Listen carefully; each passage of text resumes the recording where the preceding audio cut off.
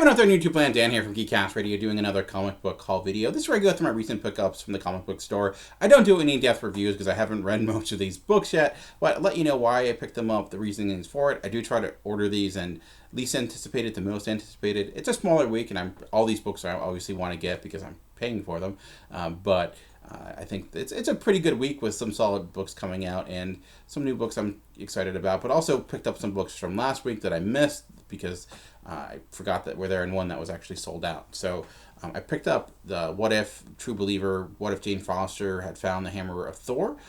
I'm a big fan of the True Believer idea where you're doing these dollar one-shots of classic issues, and it fits perfectly with What If since they are one-off stories, they're self-contained, so you can pick each issue up without having to read a book. So it's a great, also a great kind of starter comic to give someone. This is a classic book though, so it's hefty with the words, and it will take some time to read. Probably take me as long to read this as like 3 of the issues that I have today.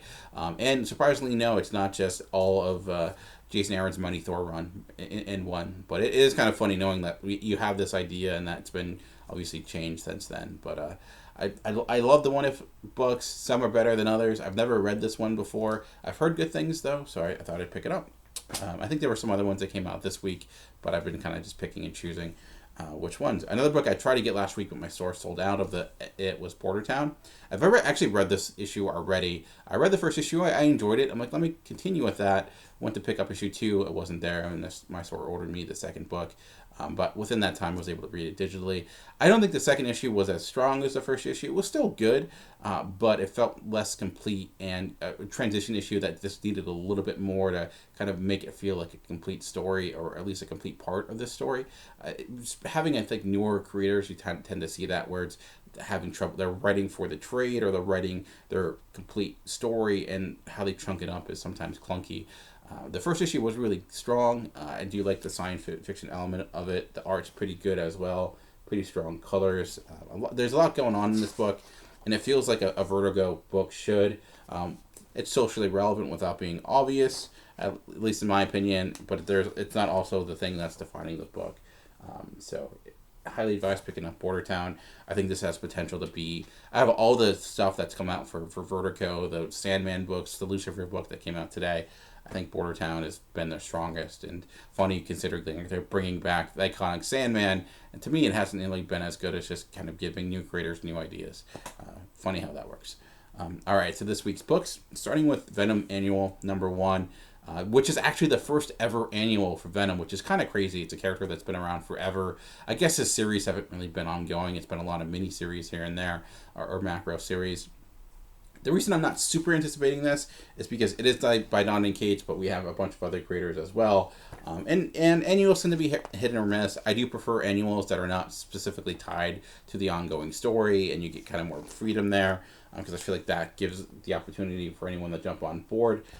But also, not being a huge Venom fan, I've just been enjoying what Don and Cage has been doing with the book. Like I had the Venom First Host story, which I felt was kind of dull. So that's my concern with this as well, is that I won't like it as much as the other Venom stuff that's been going on. But we'll see. Maybe it'll be as good. I know some of the classic Venom creators have come back for that, so that's kind of cool. The only new series I picked up this week is Shuri, with issue 1 of Shuri. This was actually on my pull because I think since I collect Black Panther, they added it, and I'm glad I did. I was anticipating picking it up. If anything, that's a beautiful cover. I love that color of that book.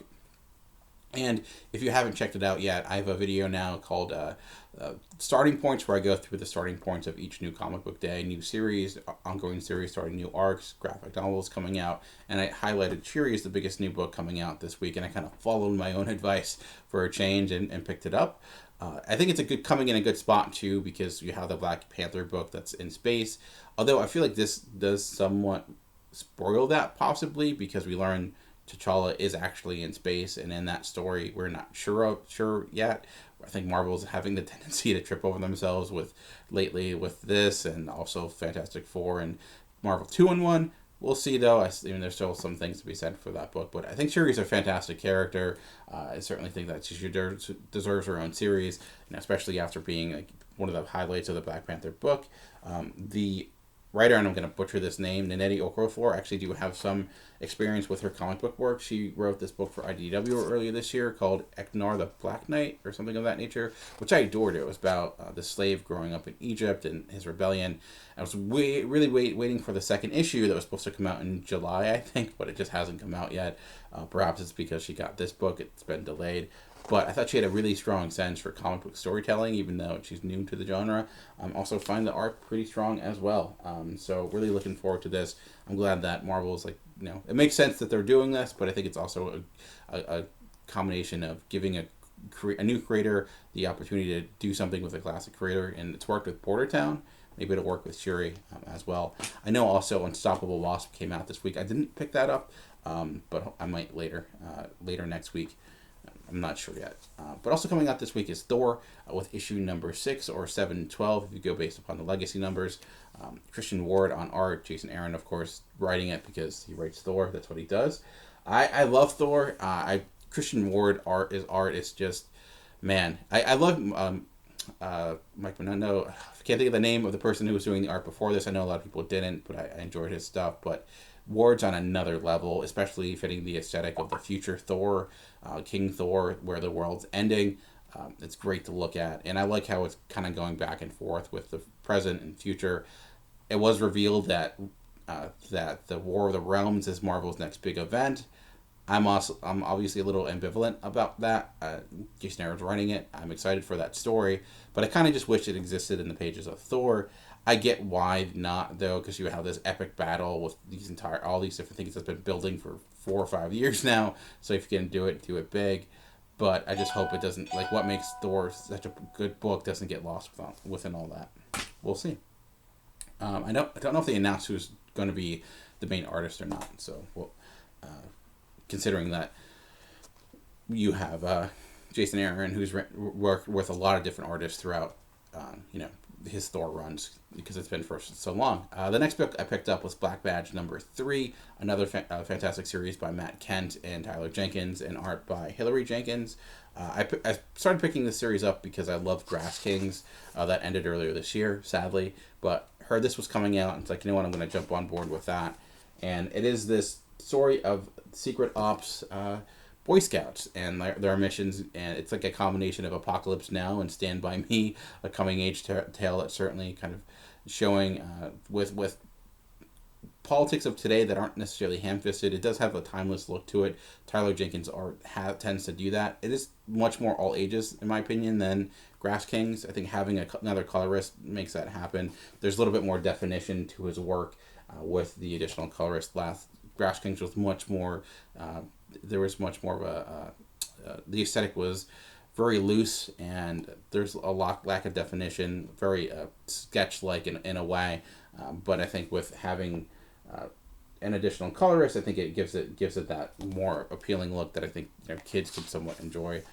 I don't know what kids like nowadays, but I think if there's someone that's a Boy Scout, it'd be kind of cool. Don't love this cover per se. It's maybe one of the weaker covers of the series, but it's been quite good. And if you're looking for something new, good book to jump in on. Great cardstock as well. Like, this is great, put together really well, compared to like some other books that are like super thin. This is they put some money into that for sure.